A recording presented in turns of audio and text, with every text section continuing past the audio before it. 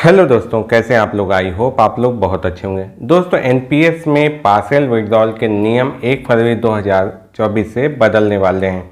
इसको लेकर बहुत सारे न्यूज वायरल हो रहे थे, तो मैंने सोचा चलिए इसे डिटेल में समझते हैं, क्या बातें हो रही हैं, इस पे संबंधित क्या आदेश जारी किए गए हैं और क्या सच में अब 1 फरवरी 2024 के बाद सिर्फ आप एक बार ही पार्शियल विड्रॉल कर पाएंगे। तो इन सभी को हम डिटेल में समझते हैं।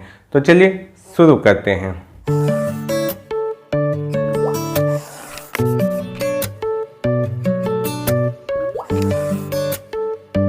दोस्तों, पार्शियल विड्रॉल की 3 ही मूलभूत शर्तें हैं। पहला, आपको एनपीएस का सदस्य होना चाहिए और कम से कम 3 वर्ष तक आपका खाता संचालित हो चुका हो। दूसरा, आप अपनी कंट्रीब्यूशन का सिर्फ 25% ही विड्रॉल कर सकते हैं। तीसरा, पूरी सदस्यता अवधि के दौरान आप सिर्फ 3 बार ही विड्रॉल कर सकते हैं। तो क्या इस नियमों में कुछ फेरबदल हुआ है? पीएफआरडीए ने क्या आदेश जारी किया है, चलिए इस सर्कुलर को हम समझते हैं। ये मैंने पीएफआरडीए का सर्कुलर ओपन कर लिया है, जो 12 जनवरी 2024 को जारी किया गया है। इसे मास्टर सर्कुलर कहा गया। मास्टर क्यों कहा गया है कि पार्शियल विड्रॉल से संबंधित जितने भी सर्कुलर हैं सबको एक ही साथ समाहित किया गया है। और आगे इसमें कहा भी गया है कि मास्टर सर्कुलर में जो भी आदेश पूर्व में जो भी सर्कुलर जारी किए गए उनको समाहित किया गया है और अब जो भी आदेश इस सर्कुलर में शामिल हैं वही प्रभावी होंगे।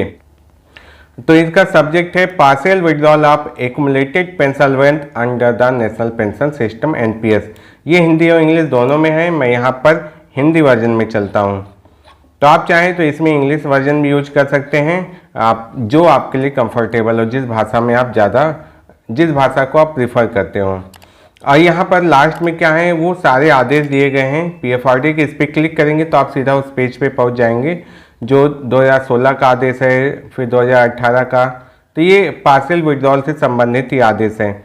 इनको एक साथ समाहित कर दिया गया। बहुत बार कन्फ्यूजन होता था कि किस आदेश के तहत पार्शियल विड्रॉल होना है, तो अब आपको कहीं अलग से जाके एक एक आदेश को ढूंढने की जरूरत नहीं। सारे आदेश आपको इसी आदेश में लिंक में मिल जाएंगे। तो यहाँ पर मैंने हिंदी वाला वर्जन ओपन कर लिया है।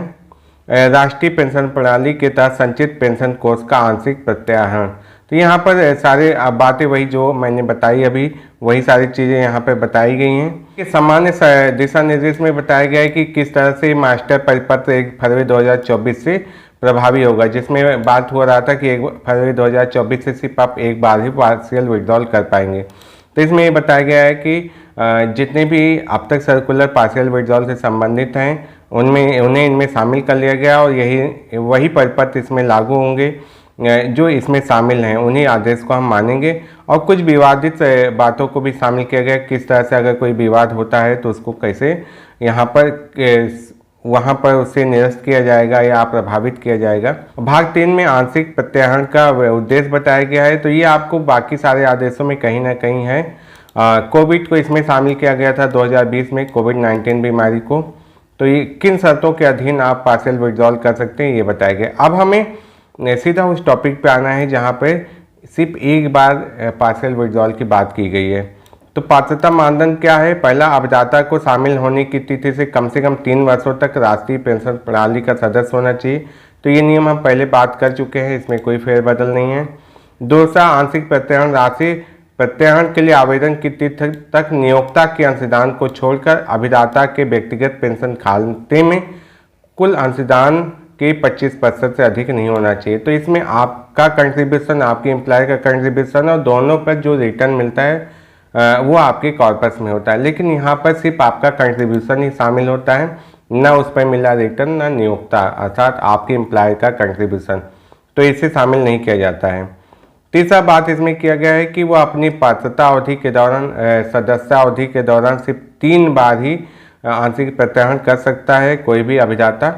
और साथ में बात किया गया अगर इसके बाद निकालना चाहते हैं तो आप आंशिक प्रत्याहरण की तिथि से जो वृद्धिशील अंशदान होगा, मतलब पुराना अंशदान जितना भी उसको कैलकुलेट नहीं किया जाएगा, उसके आगे का ही अंशदान कैलकुलेट करके तब आप निकाल पाएंगे।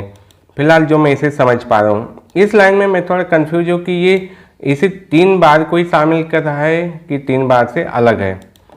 फिलहाल जब कोई 3 बार विड्रॉल कर ले तब चौथी बार उसे ये सोचना है कि मैं इन शर्तों को पूरा करूंगा और ये चीज़ें लागू होंगी कि नहीं। यहाँ पे मैं बहुत ज़्यादा स्पष्ट नहीं हूँ। बाकी वही सारे आदेश जो हैं हिंदी में भी दिए गए हैं।